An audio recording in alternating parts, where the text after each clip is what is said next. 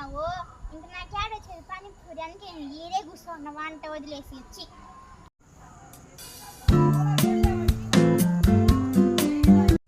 నేను పానీపూరి అని చెప్పి వచ్చినప్పటికి నువ్వు 100 స్పీడ్లు వెళ్ళిపోతుంది. క్యాడ్ నేను పానీపూరికి వచ్చేదే.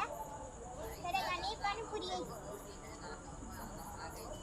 అవును వ్యాపారం ఎట్లా జరుగుతుందా నీకు? జరుగుతున్నాక ఎవరు కొంటారా ఈ 100 స్పీడ్లో పోతుంటే? నువ్వా అట్లా ఉంటేనే కదా మరుసటి రోజు వచ్చి కొంటారా? చెప్పులిప్పు ఇవన్నీ ఎత్తుకోపోయి అమ్ముకొని వచ్చి చెప్పులు తీసుకోపో. పానీపూరి పానీపూరి